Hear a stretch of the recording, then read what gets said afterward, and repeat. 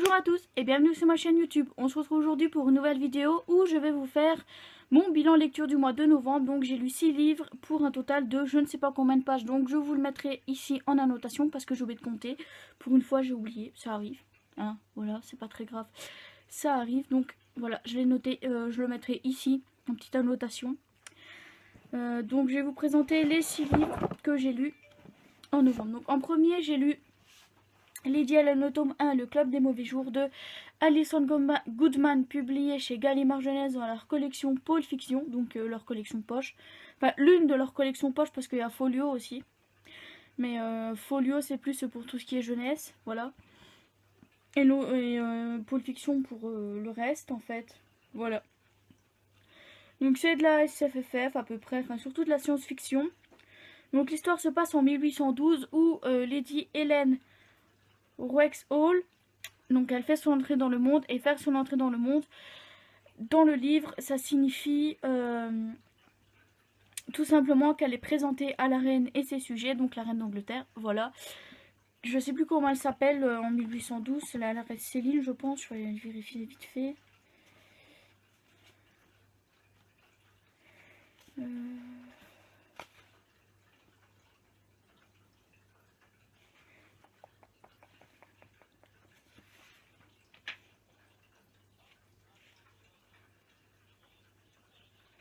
Non, la reine s'appelle Charlotte, autant pour moi. Alors moi l'histoire ça fait 36, hein, c'est pour ça que... Alors il y a une grande... Toute la partie historique en fait c'est réellement passé, donc avec Napoléon, tout ça, tout ça. Enfin je dis Napoléon, je sais même pas, mais bref. Toute la partie historique racontée dedans, c'est normalement vraiment passé. Mais moi l'histoire ça fait 36, je viens de le dire. Et bah, du coup j'ai pas forcément accroché au côté historique du livre, mais au côté fantastique un peu plus, parce que Lady Helen va découvrir par le biais de Lord Carlston des secrets que cachaient ses parents, sa mère, et son héritage en fait familial tout simplement. Voilà. Et donc elle va découvrir tout ça, elle va devoir jongler avec tout ça, décider de ce qu'elle veut faire aussi dans son avenir à cause de ça, voilà. Et en soi j'ai bien aimé, voilà, en soi j'ai bien aimé ce livre. C'est une chouette lecture et je lirai le tome 2 et le tome 3, ça y a pas de souci. Voilà, quand ils sortiront ça j'en sais rien du tout, j'espère que je me souviendrai quand même assez bien du tome 1. Voilà, j'espère que je me souviendrai quand même assez bien du tome 1 quand le tome 2 sortira en poche, sinon je vais devoir tout relire et ça va un peu me saouler. Bref, on n'est pas là pour discutailler, hein, voilà, donc c'est une bonne lecture. En enlevant le côté historique bien évidemment, parce que si je compte le côté historique dans ma note, la note baisse un peu quand même, parce que là elle est à 4 sur 5, et si je dois prendre en compte le côté historique, elle baisse à 3,5 sur 5, donc ça ne devient plus une bonne lecture, mais une lecture assez moyenne. Et donc j'ai décidé dans ma note de ne pas compter le côté historique de toute cette histoire, voilà. Je ne sais pas ce que ça va donner, mais il me semble que le côté historique est moins présent dans le reste des tomes, à voir. Parce que là, c'est l'histoire qui se met en place, etc. On découvre le personnage de Lady Helen, ce qu'elle est, etc. Donc, voilà. Et donc, je répète pas la note parce que je l'ai dit, donc 4 sur 5. Mais je répète quand même, je trouve la logique. Bref, voilà. Alors ensuite, j'ai lu... Si mon carnet veut bien tenir, le petit con. On va le foutre comme ça, je vois quand même les notes. Voilà. Donc ensuite, j'ai lu Gardien des cités perdues, le tome 5, Projet Polaris de Channel Messenger, publié chez PKJ dans la collection Bestseller. Voilà. Donc dans le Gardien des cités perdues, on va surtout suivre Sophie qui, à 12 ans, est déjà en terminale. Voilà, elle est déjà en terminale à l'âge de 12 ans. Donc elle est un peu la bête de foire en fait de sa classe, parce que tout le monde dit à 12 ans en terminale, voilà. Mais il faut savoir aussi que dans le monde des humains, déjà elle entendait les pensées, et ça la gêne un peu quand même d'entendre les pensées des gens, parce que tout se bouscule dans sa tête, elle peut pas faire de choix sur une pensée bien particulière. Et elle entend les pensées depuis qu'elle a l'âge de 5 ans. Voilà, c'est très important d'ailleurs de retenir qu'elle fait ça depuis qu'elle entend les pensées depuis l'âge de 5 ans. Voilà, et un jour, pendant une visite au musée avec sa classe, elle va faire la rencontre de Fitz. Fitz qui va lui faire comprendre en fait qu'il est temps pour elle de retourner dans son monde, parce que oui, effectivement, elle n'est pas humaine. Ok, enfin elle n'est pas humaine, elle est moitié humaine, moitié elfe, tout simplement. Et il est temps pour elle de retourner donc dans les cités perdues, donc dans le monde des elfes, où dans le monde des elfes on trouve vraiment de tout en fait. Toutes les espèces disparues dans le monde des humains, ils se trouvent dans le monde des elfes, tout simplement. Donc on trouve aussi, il n'y a pas que des elfes, il y a des nains, des gnomes, des ogres, etc., etc. Donc à peu près aussi beaucoup de légendes chez les humains qui existent réellement donc dans le monde des elfes, voilà. Donc elle va arriver là, dans sa nouvelle famille, donc chez Grady et Daline, voilà. Elle va apprendre à vivre comme les elfes, à découvrir ses nombreux pouvoirs aussi, enfin ses différents pouvoirs qu'elle a, parce que les elfes ont des pouvoir, si je peux dire ça comme ça. Et Sophie, son principal pouvoir, c'est la télékinésie, effectivement. Elle peut parler par la télépathie, je pense, ou je pense que c'est la télépathie.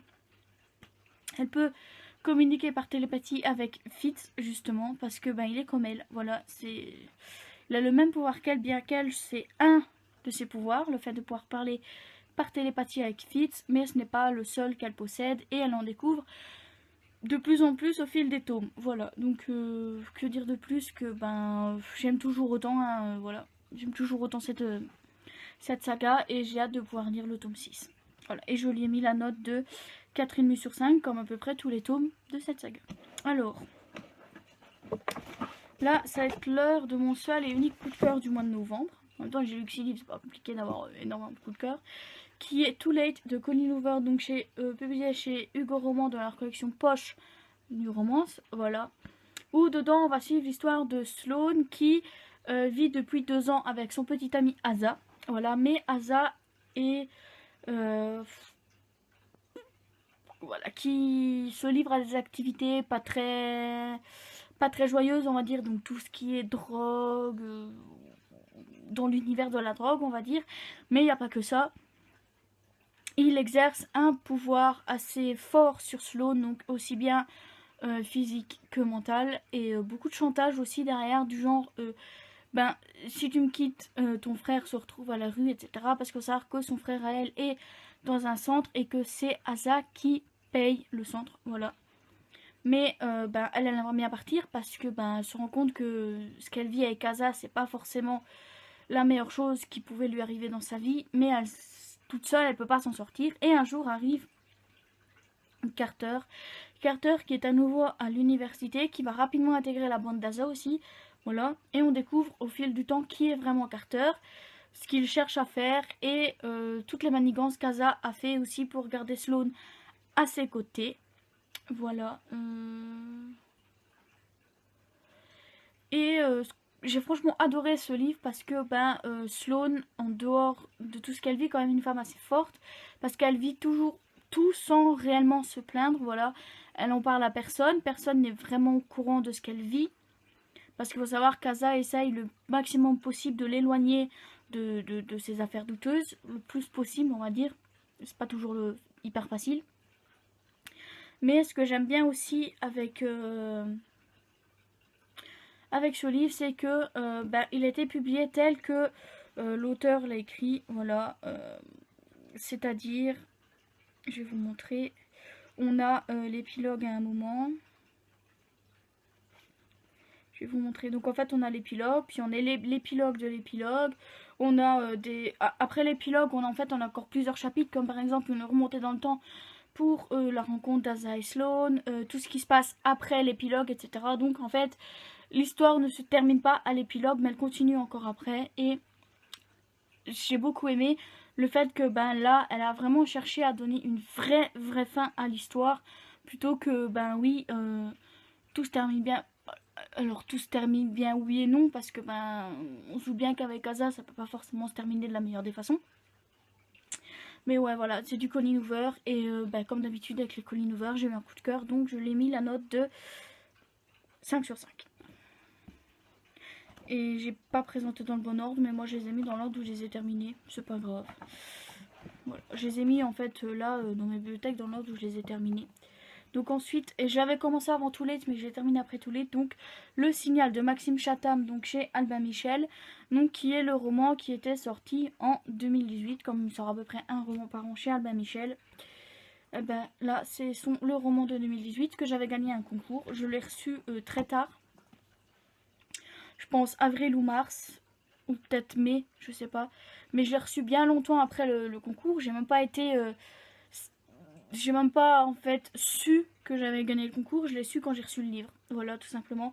Et donc dans celui-là, on va suivre donc la famille Spencer qui vient de s'installer à Mahingan Falls. Voilà. Et il faut savoir que à Mahingan Falls, il y a beaucoup de rumeurs de sorcellerie parce que les sorcières de Salem viendraient de ce petit village-là. Voilà.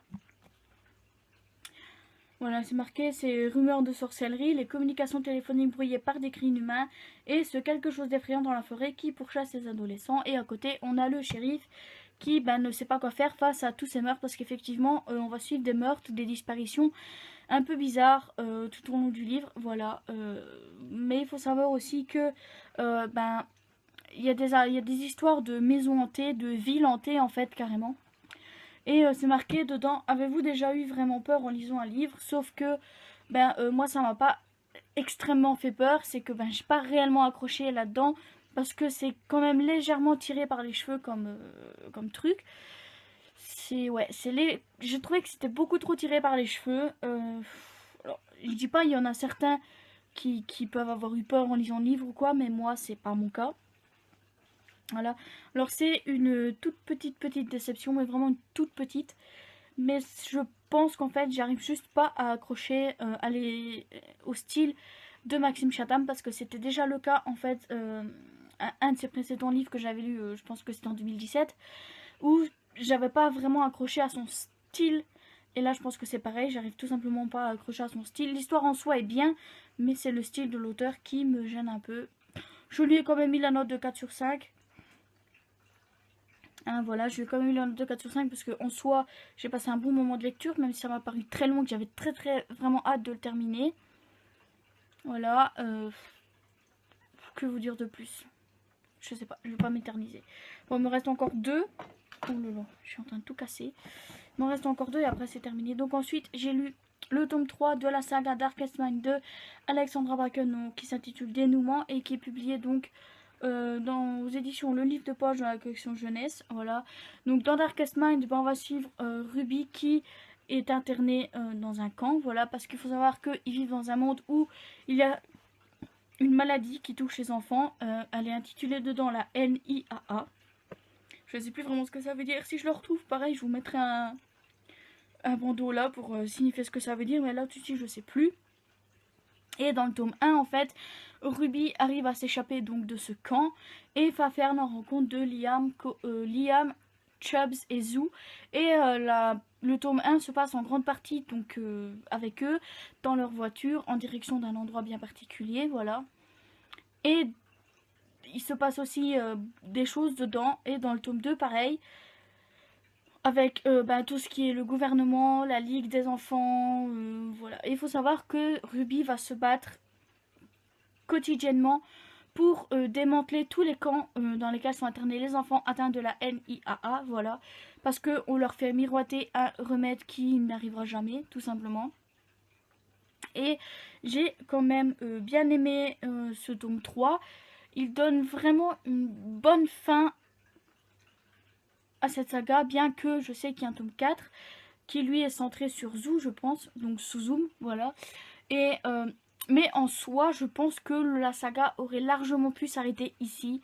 Voilà, il aurait clairement pu s'arrêter ici, ça n'était pas un problème en soi. Voilà. Est-ce que j'ai bien aimé ce tome 3 qui donne une fin à beaucoup de monde. Alors il n'y a pas que des bonnes choses qui se passent dedans, il y a aussi beaucoup de trucs qui moi m'ont serré le corps au niveau de certains personnages, voilà. Mais en soi c'est une bonne fin et pour moi Alexandra Bracken aurait pu s'arrêter là, que ça ne m'aurait posé aucun souci. Et je lui ai mis la note de 4,5 sur 5. Et on va passer maintenant au dernier livre. La vidéo fera à peu près 10 minutes. C'est raisonnable. Et donc j'ai lu ensuite donc le tout dernier livre que j'ai mis, que j'ai terminé vraiment début décembre, c'est le tome 2 de la saga Les Puissants de Vic James, donc qui s'intitule Ego. Et dans cette saga là, on va suivre la famille je pense, Adley. La famille Adley qui, le jour des 10 ans de la petite dernière, donc Daisy, décide de partir faire leurs 10 ans d'esclavage. Parce qu'ils vivent dans un monde où, dans une Angleterre où les égaux, en fait, dirigent le pays. Donc les égaux, c'est ceux qui ont le don. Voilà, donc les doués et les non-doués. Et les non-doués, en fait, doivent donner 10 ans de leur vie en esclavage aux doués. Voilà. N'importe quand, tu dois juste faire tes 10 ans. Voilà. Et si tu les fais pas, c'est tes enfants qui devront les faire à ta place. Donc vaut mieux les faire très tôt. Et en fait, Abby a essayé de faire en sorte que toute sa famille se retrouve au même endroit. Ce qui n'est pas le cas parce que donc il n'y a que son frère Luc qui va être envoyé dans une ville d'esclaves, donc Millmoor, la pire de toutes apparemment. Enfin l'une des pires villes d'esclaves de l'Angleterre. Et eux vont se retrouver donc le reste de la famille, donc Daisy, Abby et leurs parents vont se retrouver au service de la famille Jardine.